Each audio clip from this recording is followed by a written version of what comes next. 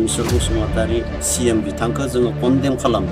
आं सासे गोलाव सम प्रग्राम खालामनानै फैगिरि हिसाबै बिथाङा जोंनि नैबे ओनसोलाव फैनानै BJPनि जानानै केम्पिं दा खालामफैथों, बिथाङा दा हाजिरा जाफैथों, बिथाङा जेराव दङ बेयावनो खामानि माव। जोङो खोनानो मोन्दों बिथाङा माने गावनि बा BKWCनि जा एरियाफोर जोङो खोनानो मोन्दों बिथाङा दंखल गंसेबो थुनानै होनो हायाखै होननानै जोङो खोनानो मोन्दों। दिनैहाय आंथ' नैबे समाव मा होनगोन बेखौ बिथांखौ डाइरेक्ट बुंगोन, बिथाङाथ' मा होनगोन हाजिरा माने जाफैनो बायदिसो आं नुयो। दिनैहाय जोंनि नैबे BTC ओनसोलाव मा होनगोन बिथाङा सासे हाजिरा जाग्रा सासे दैदेनगिरिसो होननानै आं दिनैहाय बुंनो सानदों। 17 बोसोराव जि माने मा होनगोन हाग्रामा महिलारि बिथाङा माने जाबायदि सासन खालामदों बेखौथ' बयबो मिथिखाबायानोसै। दिनैहाय NDPखौ फोजोबनो नागिरग्रा सासे बिथाङा दैदेनगिरिमोन। बेनिखायनो गासै रायजो राजाफोरा जोंनि NDPनि फेमिलि बिथांमोना माने बिथांमोनजों माने BPF दोलोजों थानांगौनि खुनु माने माबायानो फैया।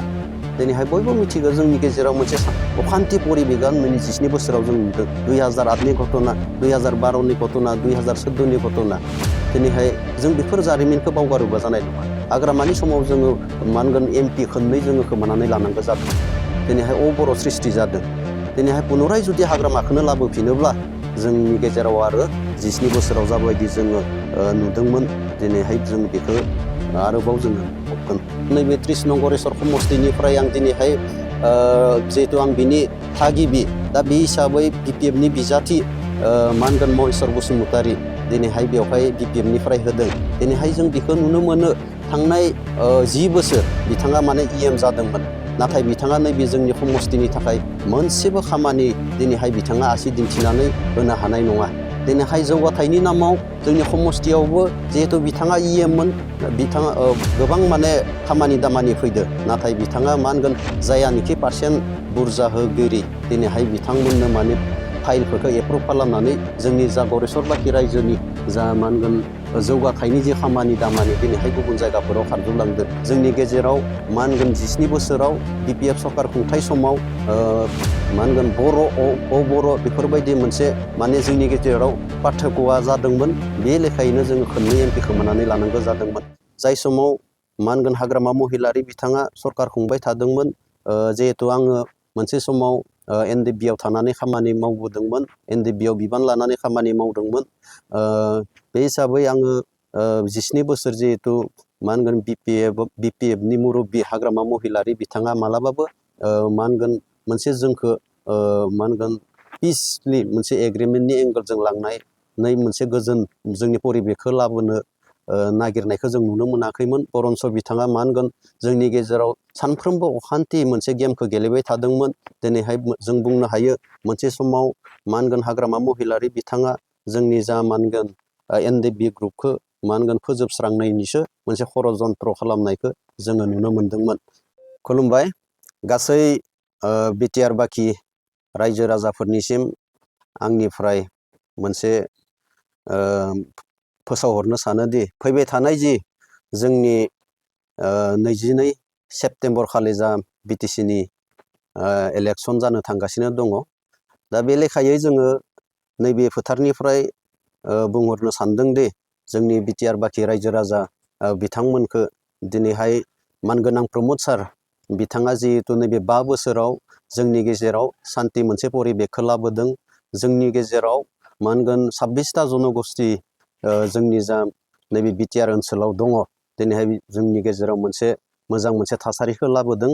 बेनिखायनो आं आसा खालामो जोंनि BTR बाखि रायजो राजा बिथांमोना गासैबो दोलो नोगोरै गासैबो ज' जाजाय UPPL दोलोआव सापर्ट खालामगोन। लोगोसे ट्रेक्टरनि सुबियाव भट होनानै जोंनि जा बिजाथिफोर 40टा समष्टिनि जायफोरानोखि बिजाथि जोंनि UPPL दोलोनि बिथांमोनखौ गासै रायजो राजाफोरानो मदद खालामगोन। आरो जों मिथियो जे जोंनि जेसेबांखि बिजाथिफोर दिनैहाय गासैबो AZ बिजाथि दिनैहाय गासै रायजो राजाफोरानो दिनैहायनि समाव जोंनि जा UPPL दोलोनि जा बिजाथि बा मानगोनां प्रमद सारखौ दिनैहाय मोजां मोननानै गासैबो हेफाजाब आरो मदद होनायखौ जों बयबो मिथिगौ। दिनैहाय आङो नैबे 30 नं गरेस्वर समष्टिनिफ्राय जिहेथु जोंनिया मानगोनां इउपिपिएलनि बिजाथि बिपुल कुमार बसुमतारी दिनैहाय जोंनि इउपिपिएल दोलोनिफ्राय बिजाथि होदों। दिनैहाय नैबे जोंनि इउपिपिएल दोलोनि बिजाथि बिपुल कुमार बसुमतारी बिथाङा 25,000निफ्राय 30,000 जे भट लानानै दिनै देरहानो थांगासिनो दङ। दिनैहाय जोङो मा कारनाव दिनैहाय रायजो राजाफोरा दिनैहाय बेफोरबायदि जोंखौ लोब लोबै माने मदद आरो हेफाजाब होदों होननानै जोङो जुदि बुंनो थाङोबा दिनैहाय जोङो नुनो मोनो थांनाय मानगोन 17 बोसोराव मानगोनां आगुनि मानगोन बिटिसिनि चिफ हाग्रामा महिलारि बिथाङा मालाबाबो जोंनि गेजेराव मानगोन खान्थि मोनसे परिबेक लाबोनानै होनो हायाखैमोन। दिनैहाय मानसिया जों थांनानै थानोब्ला सिगांग्रो खान्थि मोनसे परिबेकखौ नागिरग्रोयो। हाग्रामा महिलारिया जेब्ला सरकार खुंदोंमोन बे समाव बिथाङा जिहेतु बिटिसिनि चिफमोन गोसो जायोब्ला बिथाङा मानगोन खान्थि मोनसे परिबेकखौ जोंनि गेजेराव लाबोनानै समान मेगनजों जेसेबांखि जोंनि 26टा जनगोष्ठी दङ 35 लाख सुबुं दङ गासैखौबो गावनि फिसा साननानै गासै जनगोष्ठीनि ओनसोल माने समान मेगनजों नायनानै मोनसे परिबर्तन बा मोनसे जौगाथाय खामानिफोरखौ मावनानै होनो हायोमोन। नाथाय बिथाङा मालाबाबो समान मेगनजों नायाखिसै। बेनिखायनो दिनैहाय 17 बोसोराव जोङो खननै MP जोङो माने खोमाना लानांगौ जादोंमोन। जोंनि गेजेराव मा होनगोन 17 बोसोराव BPF सरकार खुंथाय समाव मा होनगोन बर' अबर' बेफोरबायदि मोनसे माने जोंनि गेजेराव पार्थक्यआ जादोंमोन। बे लेखायैनो जोङो खननै MP खोमानानै लानांगौ जादोंमोन। बेनिखायनो दिनैहाय 2020आव जिहेतु मा होनगोन BTR सुक्ति जाबाय, NDP मोनब्रै, आबसु आरो UBPO जोङो मोनब्रैबो जथायै मा होनगोन जिहेतु मा होनगोन BTR सुक्ति खालामबाय। बेनि उनाव जोंनि गेजेराव मोनसे खान्थि परिबेक दिनैहाय सफैदों। मानगोनां प्रमद सारनि नाजानाय आरो हास्थायनायजों दिनैहाय जोंनि नैबे ओनसोलफोरा बा BTR बाखिनि जेसेबांखि जायगाफोर दङ ओनसोलफोर दङ दिनैहाय गोबां माने खामानि दामानि मावनायखौ जोङो नुनो मोनदों। जाबायदि थांखि बिथांखि जाबायदि आसनिफोर लानानै दिनैहाय मानगोनां प्रमद सारा दिनैहाय नैबे इन्टायार BTRआव खामानि मावदों।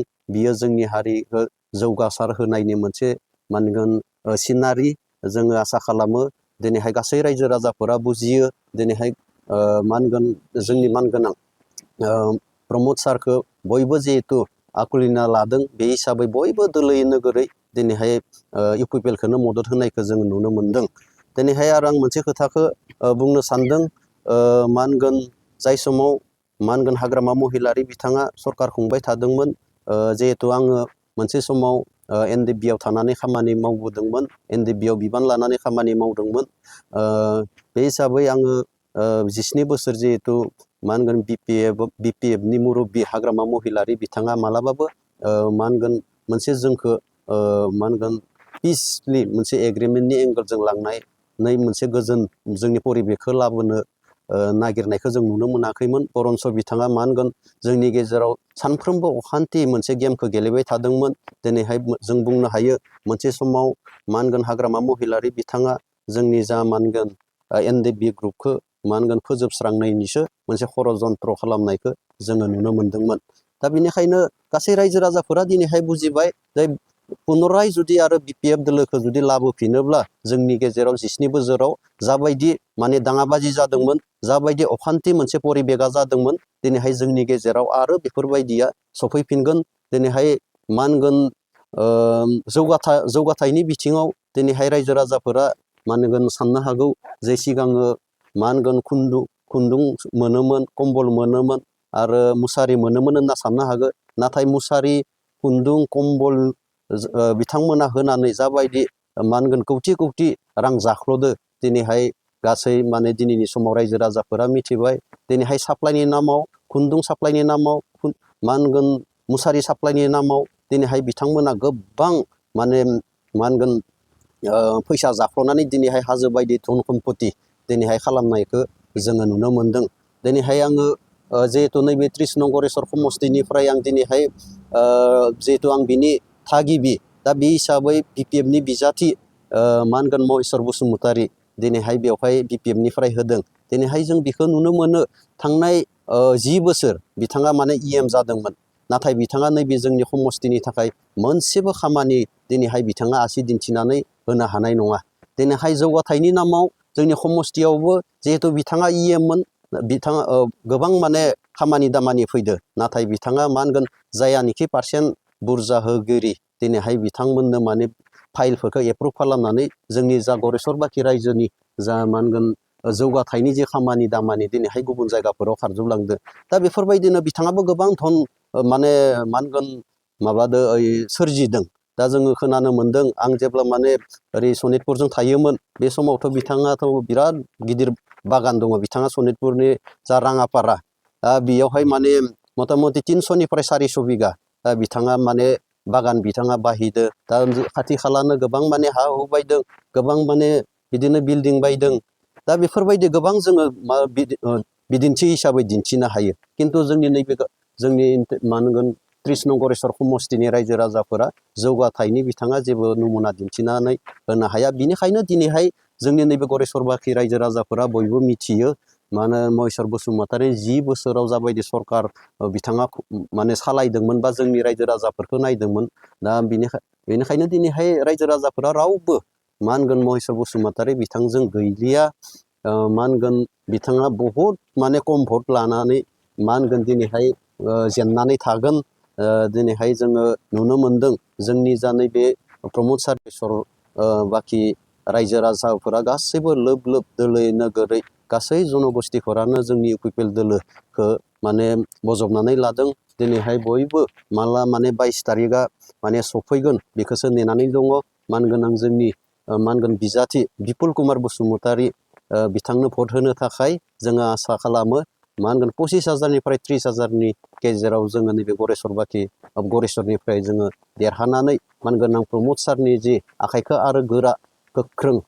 खालामहैबावगोन जोंहा मोनसे आसा मा होनगोन फोथायनाय दङ लोगोसे आं दिनैहाय नैखौबो बुंनो सानदों जिहेथु जोंनिया नैबे गरेस्वराव मा होनगोन बिजेपिनिफ्रायबो बिजाथि दङ दा जोङो थोंजोङै जोङो जाय समाव माने बर' हारिनि थाखाय संग्राम खालामदोंमोन दिनैहाय गोबां मानसिफोर गोबां जोंनि जोहोलावजोफोर मार्टियास जानानैसो 5,000निख्रुइबो बारा मार्टियास जानानैसो दिनैहाय जोङो मा होनगोन मोनथाम सक्ति जोङो मोनदों मा होनगोन बिएसए मा होनगोन बिटिसि आरो बिटिआर दिनैहाय जोङो ओरैनो मोनाखै जोङो गावनो खुंनो थाखायसो दिनैहाय जोंनि जोहोलावजोफोरा दिनैहाय माने नांसोमदोंमोन नाथाय दिनैहाय जों नुनो मोन्दों दिनैहाय मा होनगोन आसामनि मा होनगोन प्रेसिडेन्ट दिलीप सयकिया दरं अदालगुरिनि एमपि दिनैहाय बिथांनि रावखौ जों गासैबो बर' रायजो राजाफोरा दिनैहाय मिथिदों जानो हागौ गासै माने बहुत जायगायावनो बिजेपिनिफ्राय मा होनगोन बर' मा होनगोन बिजाथिफोरखौ होदों नाथाय साबिया माहा थागोन दिनैहाय बिजेपिनि साबिया दिनैहाय आसामावसो आरो मा होनगोन दिल्लीयावसो दा बे हिसाबै बेनिफ्राय जोंनि नैबे मा होनगोन बिटिसियाव थानाय जाखिनि एमसिएलए थागोन बा इएमफोर थागोन दिनैहाय बिथांमोननियाव साबिया थानाय नङा आसामनिफ्राय हेमन्त बिश्व शर्मा बिथाङा जा बुंहरो बेखौनो मावनांगौ जागोन दिनैहाय ट्राइबेल बेलेन्स ब्लकनि खोथा बुंदों मान गोनां दिलीप सयकिया बिथाङा 6 सिडिउलनि खोथा बुंदों दिनैहाय जाय समाव मा होनगोन बर'फोरा मा होनगोन नैबे बुरलुंबुथुर दैमानिफ्राय साहा बाहागोजों हाग्रा दानस्राय मा होनगोन हाग्रा सनस्ला दिनैहाय जोङो रायजो जाबोनाय दिनैहाय गोदोनिफ्रायनो जोंखौ मा होनगोन दिनैहाय जोंनि बर'फोरा मा होनगोन माबा हाग्रा सेफायनानै रायजो जाग्रा हारि दिनैहाय गुबुनफोरा असान्ति खालामबानो बिसोर आरो गारनानै खारफिनबाय थायो जुदि बेफोरबायदि गारनानै खारबाय थायोबाथाय बर'फोरा एबा ट्राइबेलफोरा माने बे बुहुमनिफ्राय गोमालांगोन बेखौ नोजोर बोनानै दिनैहाय गोदो सिगांनि जायफोरानोखि माने गोरों गोराफोर बिथांमोना इनिफ्राय मा होनगोन जोंनो ट्राइबेल बेलेन्स ब्लक बेखौ बे हाया माने ट्राइबेलफोरनि बे हाया माने बर'फोरनि बे हायाव गुबुन हारिया माने बायनानै थाफैनो हाया बे हायाव माने गुबुनफोरा नामजारि खालामनानै थानो हाया आरो बर'फोरा माने खथा बेफोरबायदि बेबस्थाफोरखौ दिनैहाय जोंनो होनानै गालांदों नाथाय दिनैहाय दिलीप सयकिया बिथाङा दिनैहाय ट्राइबेल बेलेन्स ब्लक आरो 6 सिडिउल मोनसे जायगायावनो माबोरै मोननै जाथावना बिनि सायाव जों सरसा खालामगोन होनना बुंनाय माने बिटिसियाव जुदि बिथांमोना सरकार फैयोबाथाय जोंखौ माने जोंनि जा पावार एन्ड फांसन जोंनि 5,000निख्रुइबो बारा मार्टियास जानानै जे जोङो लाबोनाय जे BTR सुक्तिनि Jafor power and function बिटिसिनि पावार एन्ड फांसन ट्राइबेल बेल एन्ड ब्लकनि पावार एन्ड फांसन दिनैहाय बिथांमोना डिजल्भ खालामनानै जेनेरेल खालामनो नागिरनायखौ जोङो नुनो मोनदों। बेनिखायनो जोङो जोंनि बर' सुबुंफोरा मालाबाबो बिजेपि खालामनायनि माने गोसोखौनो खांथावा, सिमांबो नुथावा। आं आसा खालामो जोंनि बर' रायजो राजाफोरा बुजि मोनगोन। दिनैहाय जोङो एसेबां माने थै होनानै एसेबां मा होनगोन जोंनि बर' हारिया नांसोबनानै दिनैहाय बिटिसि एबा बिटिआर लाना फैदो। दिनैहाय जोंहा गावखुंथाय मोनसे दङ। दिनैहाय बेवहाय जोंहा प्रत्येक माने माबायावनो मा होनगोन समस्थियावनो जोंहा मा होनगोन भिसिडिसि दङ। जोङो मानोथो दिनै संग्राम खालामदोंमोन? जों फ्रिदम मोननो थाखायसो जोङो मा होनगोन संग्राम खालामदोंमोन। बे लेखायै जोंहा बिटिसि मोनबाय, बिटिआर मोनबाय। दिनैहाय जोंनि गेजेराव जोंहा मा होनगोन गावखुंथाय दङ हिसाबै जोंनि गेजेराव भिसिडिसि दङ। नाथाय बेखौबो दिनैहाय आसामनि चिफ मिनिस्टार बिथाङा जोंनि जा भिसिडिसिफोरखौ मेगन माने गोजाजों नायनायखौ जों नुनो मोनदों। दिनैहाय बालिनाजों बिथाङा माने रुजुदों। दिनैहाय आसामाव पन्सायत माने प्रेसिडेन्ट सेक्रेटारि थायो, जोंनियावबो भिसिडिसि चेयारमेन आरो माबाफोर थायो भाइस चेयारमेनफोर बेफोरबायदि थायो। दिनैहाय जों कनस्टिटिउसनाव लिरथुमनानै दोनजानाय जोंनिया नैबे माबाया मा होनगोन बिटिसि बा 6 सिडिउल। दा बेखौ जोङो सोरबा माने आसामनिया बेवहाय मा होनगोन आखाइ होनानै जुदि बेफोरबायदि खालामोबाथाय बियो जोंनि थाखाय बिराद दुखुनांथाव जागोन। बेनिखायनो गासै जोंनि बर' समाजनि रायजो राजा बिथांमोना बुजि मोननाया मोजां। बिजेपि बयबो माने जोंनि मा होनगोन आनसलिक दोलो दिनैहाय इउपिपिएलआवनो गासैबो फैनांगौ। दिनैहाय जोङो ओरैनो मोनाखै, जोङो नांसोमनानैसो जुजिनानैसो नोंथांमोननि रायजो राजाफोरनि हेफाजाबजों जोंनि एनडिएफबिनि नांसोमनाय, आबसुनि सोमावसारनाय आरो गुबुन गुबुन दोल संगठन सोमावसारनायनि गेजेरजोंसो जों दिनैहाय बिटिसि मोनदों, बिटिआर मोनदों। जों ओरैनो मोनाखै। बेनिखायनो जों बुजिनांगोन। लोगोसे मा होनगोन थांनाय 17 बोसोराव जि माने मा होनगोन हाग्रामा महिलारि बिथाङा माने जाबायदि सासन खालामदों बेखौथ' बयबो मिथिखाबायानोसै। दिनैहाय एनडिएफबिखौ फोजोबनो नागिरग्रा सासे बिथाङा दैदेनगिरिमोन। बेनिखायनो गासै रायजो राजाफोरा जोंनि एनडिएफबिनि फेमिलि बिथांमोना माने बिथांमोनजों माने बिपिएफ दोलोजों थानांगौनि खुनु माने माबायानो फैया। दिनैहाय बयबो मिथिगौ जोंनि गेजेराव मोनसे अखान्थि परिबेगा 17 बोसोराव जों नुदों। 2008नि घटना, 2012नि घटना, 2014नि घटना। दिनैहाय जों बेफोर जारिमिनखौ बावगारोबा जानाय नङा। हाग्रामानि समाव जोङो मा होनगोन एमपि खननै जोङो खोमानानै लानांगौ जादों। दिनैहाय अबर' सृष्टि जादों। दिनैहाय पुनराय जुदि हाग्रामाखौनो लाबोफिनोब्ला जोंनि गेजेराव आरो 17 बोसोराव जाबायदि जोङो नुदोंमोन, दिनैहाय जों बेखौ आरोबाव जोङो नुबावगोन। बेनिखायनो आं आसा खालामो जोंनि जेसेबांखि बिटिआरनि सुबुं जोंनि रायजो राजा आइ आफा बिदा फंबाय दङ, आं आसा खालामो जोंनि मानगोनां प्रमद सारा जाबायदि मिसन आरो भिजन लानानै खामानि मावदों बेवहाय बयबो सेटिसफाइ। आरो आं आसा खालामो गासैबो जोंनि इउपिपिएल दोलोखौनो सापर्ट खालामनानै ट्रेक्टरनि सबायाव भट होनानै देरहाहोगोन बेखौ मिजिंथिहरबाय। दा बेखौनोथ' जोङो एसे नैबे बिटिआरनि बाखिन्दा हिसाबै जोङो आसरित जादों। आरो आंबो सासे गोलाव सम संग्राम खालामगिरि हिसाबै दिनैहाय जोंहा मा होनगोन पिकेडब्लिउसिनि सिएम मा होनगोन मिनिस्वर बसुमतारी सार बिथाङाबो गोलाव सम बर' हारिनि थाखाय माने खामानि मावग्रा सासे दैदेनगिरि। दिनैहाय जोङो नुनो मोनदों गोबां माने जायगायाव दिनैहाय मिनिस्वर बसुमतारी सार बिथाङा मा होनगोन बिजेपिनि जानानै माने प्रसार खालामफैदों। दिनैहाय जोङो गावनि मा होनगोन दिनैहाय आं बेखौसो बुंहरनो सानदों मा होनगोन आं मिनिस्वर बसुमतारी सारखौ।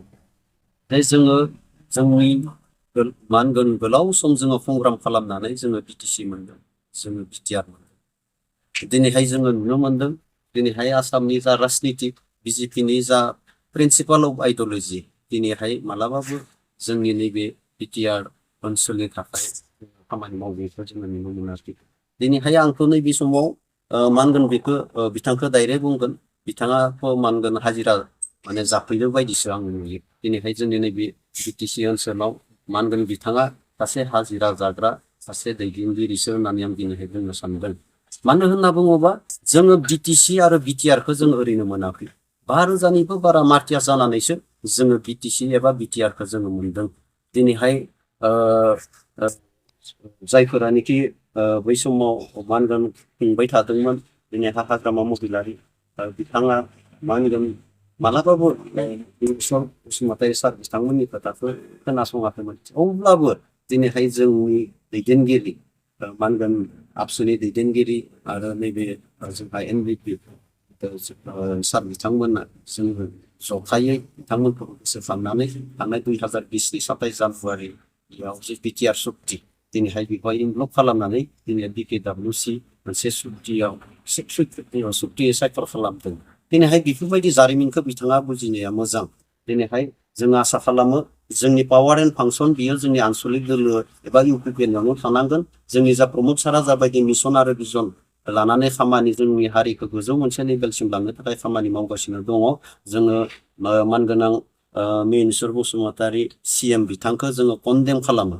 आं सासे गोलाव सम कंग्राम खालामनानै फैगिरि हिसाबै बिथाङा जोंनि नैबे ओनसोलाव फैनानै BJPनि जानानै केम्पिं दा खालामफैथों, बिथाङा दा हाजिरा जाफैथों, बिथाङा जेराव दङ बेयावनो खामानि माव। जोङो खोनानो मोनदों बिथाङा माने गावनि बा BKWCनि जा एरियाफोर जोङो खोनानो मोनदों बिथाङा दंखल गंसेबो थुनानै होनो हायाखै होननानै जोङो खोनानो मोनदों। दा बेनिखायनो जोङो माने BKWC जिहेथु माने गाव खुंथाइ मोनबाय, दिनैहाय सेटेलाइट खुंथाइ मोनबाय। दा बेवहाय बिथांमोना मा होनगोन जायफोरानोखि दैदेनगिरिफोर दङ मा होनगोन बेफोर ओनसोलखौ नोजोर बोनानै खामानि मावथों आं आसा खालामो। आरो बिथांमोना जिहेथु गोबां खामानि मावनांगौ दङ। दिनै BKWCआव जेबो दासिमबो इलेक्सनानो जेबो जायाखै, बेफोरबायदि खामानिफोर मावनो दङ। दा बे हिसाबै माने नैबे जोंनि BTCआव फैनानै हाजिरा जाफैस्लायस्लाय माने BKWC जा सेटेलाइट माने भिलेजफोर दङ बेफोर जायगायाव थांनानै खामानि मावथों, इलेक्सन खालामनो थाखाय बिथाङा माने खामानि मावथों। दिनै रायजो राजाफोरा बयबो नेनानै दङ। दिनैहाय जिहेथु दा इन्टारिम सरकारसो खुंबाय थादों, बे हिसाबै माने इलेक्सन खालामनानै मोनसे डेम'क्रेसि प्रसेसखौ बिथाङा लाबोथों। बेखिनिखौ आं BKWCनि मानगोनां मिनिस्टर बसुमतारी आं बिथांखौ बुंबाय। बिथाङा दा दंफैयोबाथाय बिथाङा थांफिननाया मोजां जागोनखौ आङो मिजिंथिहरनाय थाबाय। गोजोन्थों। खुलुमबाय गासै बिटिआर बाखि रायजो राजाफोरनिसिम आंनिफ्राय मोनसे फोसावहरनो सानोदि फैबाय थानाय जि जोंनि 22 सेप्तेम्बर खालि जा BTCनि इलेक्सन जानो थांगासिनो दङ।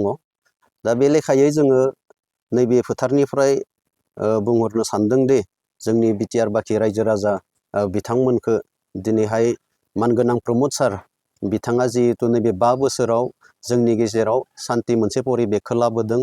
जोंनि गेजेराव मा होनगोन 26टा जनगोष्ठी जोंनि जा नैबे बिटिआर ओनसोलाव दङ। दिनैहाय जोंनि गेजेराव मोजां मोनसे थासारिखौ लाबोदों। बेनिखायनो आं आसा खालामो जोंनि बिटिआर बाखि रायजो राजा बिथांमोना गासैबो दोलो नोगोरै गासैबो ज' जाजाय UPPL दोलोआव सापर्ट खालामगोन। लोगोसे ट्रेक्टरनि सुबियाव भट होनानै जोंनि जा बिजाथिफोर 40टा समस्थिनि जायफोरानोखि बिजाथि जोंनि UPPL दोलोनि बिथांमोनखौ गासै रायजो राजाफोरानो मदद खालामगोन। आरो जों मिथियो जे जोंनि जेसेबांखि बिजाथिफोर दिनैहाय गासैबो AZ बिजाथि दिनैहाय गासै रायजो राजाफोरानो दिनैहायनि समाव जोंनि जा UPPL दोलोनि जा बिजाथि बा मानगोनां प्रमद सारखौ दिनैहाय मोजां मोननानै गासैबो हेफाजाब आरो मदद होनायखौ जों बयबो मिथिगौ। दिनैहाय आङो नैबे गरेस्वर 30 नं गरेस्वर समस्थिनिफ्राय जिहेथु जोंनिया मानगोनां UPPLनि बिजाथि बिपुल कुमार बसुमतारी दिनैहाय जोंनि UPPL दोलोनिफ्राय बिजाथि होदों। दिनैहाय नैबे जोंनि UPPL दोलोनि बिजाथि बिपुल कुमार बसुमतारी बिथाङा 25,000निफ्राय 30,000 जे भट लानानै दिनै देरहानो थांगासिनो दङ। दिनैहाय जोङो मा कारनाव दिनैहाय रायजो राजाफोरा दिनैहाय बेफोरबायदि जोंखौ लोब लोबै माने मदद आरो हेफाजाब होदों होननानै जोङो जुदि बुंनो थाङोबा दिनैहाय जोङो नुनो मोनो थांनाय मानगोन 17 बोसोराव मानगोनां आगुनि मानगोन BTCनि चिफ हाग्रामा महिलारि बिथाङा मालाबाबो जोंनि गेजेराव मानगोन खान्थि मोनसे परिबेक लाबोनानै होनो हायाखैमोन। दिनैहाय मानसिया जों थांनानै थानोब्ला सिगांग्रो खान्थि मोनसे परिबेकखौ नागिरग्रोयो। हाग्रामा महिलारिया जेब्ला सरकार खुंदोंमोन बे समाव बिथाङा जिहेतु बिटिसिनि चिफमोन गोसो जायोब्ला बिथाङा मा होनगोन खान्थि मोनसे परिबेखखौ जोंनि गेजेराव लाबोनानै समान मेगनजों जेसेबांखि जोंनि 26टा जनगोष्ठी दङ 35 लाख सुबुं दङ गासैखौबो गावनि फिसा साननानै गासै जनगोष्ठीनि ओनसोल माने समान मेगनजों नायनानै मोनसे परिबर्तन बा मोनसे जौगाथाय खामानिफोरखौ मावनानै होनो हायोमोन नाथाय बिथाङा मालाबाबो समान मेगनजों नायाखिसै बेनिखायनो दिनैहाय 17 बोसोराव जोङो खननै एमपि जोङो माने खोमाना लानांगौ जादोंमोन जोंनि गेजेराव मा होनगोन 17 बोसोराव बिपिएफ सरकार खुंथाय समाव मा होनगोन बर' अबर' बेफोरबायदि मोनसे माने जोंनि गेजेराव पार्थक्यआ जादोंमोन बे लेखायैनो जोङो खननै एमपि खोमानानै लानांगौ जादोंमोन बेनिखायनो दिनैहाय 2020 आव जिहेतु मा होनगोन बिटिआर सुक्ति जाबाय एनडिपि मोनब्रै आबसु आरो इउबिपिअ जोङो मोनब्रैबो जथायै मा होनगोन जिहेतु मा होनगोन बिटिआर सुक्ति खालामबाय बेनि उनाव जोंनि गेजेराव मोनसे खान्थि परिबेक दिनैहाय सफैदों मानगोनां प्रमद सारनि नाजानाय आरो हास्थायनायजों दिनैहाय जोंनि नैबे ओनसोलफोरा बा बिटिआर बाखिनि जेसेबांखि जायगाफोर दङ ओनसोलफोर दङ दिनैहाय गोबां माने खामानि दामानि मावनायखौ जोङो नुनो मोनदों जाबायदि थांखि बिथांखि जाबायदि आसनिफोर लानानै दिनैहाय मानगोनां प्रमद सारा दिनैहाय नैबे इन्टायार बिटिआरआव खामानि मावदों बियो जोंनि हारिखौ जौगासार होनायनि मोनसे मानगोन सिनारि जोङो आसा खालामो दिनैहाय गासै रायजो राजाफोरा बुजियो दिनैहाय मा होनगोन जोंनि मानगोनां प्रमद सारखौ बयबो जिहेतु आकुलिना लादों बे हिसाबै बयबो दोलोै नोगोरै दिनैहाय इउपिपिएलखौनो मदद होनायखौ जोङो नुनो मोनदों दिनैहाय आरो आं मोनसे खोथाखौ बुंनो सानदों मा होनगोन जाय समाव मा होनगोन हाग्रामा महिलारि बिथाङा सरकार खुंबाय थादोंमोन जिहेतु आङो मोनसे समाव एनडिपिआव थानानै खामानि मावबोदोंमोन एनडिपिआव बिबान लानानै खामानि मावदोंमोन बे हिसाबै आङो 17 बोसोर जिहेतु मा होनगोन बिपिएफनि मुरब्बी हाग्रामा महिलारि बिथाङा मालाबाबो मा होनगोन मोनसे जोंखौ मा होनगोन पिसलि मोनसे एग्रिमेन्टनि एंगेलजों लांनाय मोनसे गोजोन जोंनि परिबेखखौ लाबोनो नागिरनायखौ जों नुनो मोनाखैमोन बरन्स बिथाङा मा होनगोन जोंनि गेजेराव सानफ्रोमबो अखान्थि मोनसे गेमखौ गेलेबाय थादोंमोन दिनैहाय जों बुंनो हायो मोनसे समाव मा होनगोन हाग्रामा महिलारि बिथाङा जोंनि जा मा होनगोन एनडिपि ग्रुपखौ मा होनगोन फोजोबस्रांनायनिसो मोनसे षड़जन्त्र खालामनायखौ जोङो नुनो मोनदोंमोन दा बेनिखायनो गासै रायजो राजाफोरा दिनैहाय बुजिबाय जे पुनराय जुदि आरो बिपिएफ दोलोखौ जुदि लाबोफिनोब्ला जोंनि गेजेराव 17 बोसोराव जाबायदि माने दाङाबाजि जादोंमोन जाबायदि अखान्थि मोनसे परिबेकआ जादोंमोन दिनैहाय जोंनि गेजेराव आरो बेफोरबायदिया सफैफिनगोन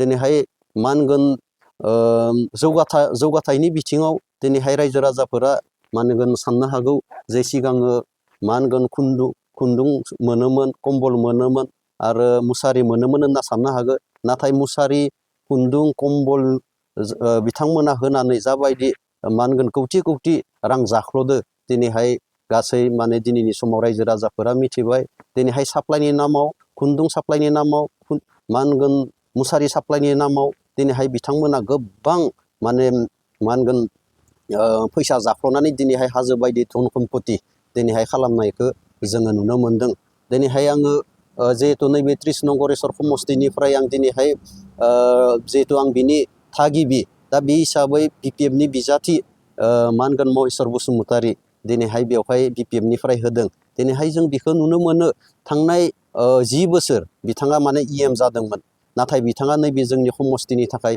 मोनसेबो खामानि दिनैहाय बिथाङा आसि दिन्थिनानै होनो हानाय नङा दिनैहाय जौगाथायनि नामाव जोंनि समष्टियावबो जिहेतु बिथाङा इएममोन बिथाङा गोबां माने खामानि दामानि फैदो नाथाय बिथाङा मा होनगोन जायानोखि पार्सेन्ट बुरजा होगिरि दिनैहाय बिथांमोननो माने फाइलफोरखौ एप्रुभ खालामनानै जोंनि जा गरेस्वर बाखि रायजोनि जा मा होनगोन जौगाथायनि जे खामानि दामानि दिनैहाय गुबुन जायगाफोराव खारजोबलांदो दा बेफोरबायदिनो बिथाङाबो गोबां धन माने मा होनगोन माबादो सोरजिदों दा जोङो खोनानो मोनदों आं जेब्ला माने ओरै सनितपुरजों थायोमोन बे समावथ' बिथाङाथ' बिराद गिदिर बागान दङ बिथाङा सनितपुरनि जा राङापारा बेयावहाय माने मथा मथि 300निफ्राय 400 बिगा बिथाङा माने बागान बिथाङा बाहिदो दा खाथि खालानो गोबां माने हा हु बायदों गोबां माने बिदिनो बिल्डिं बायदों दा बेफोरबायदि गोबां जोङो बिदिन्थि हिसाबै दिन्थिनो हायो। खिन्थु जोंनि नैबे जोंनि मा होनगोन 30 नं गरेस्वर समस्तिनि रायजो राजाफोरा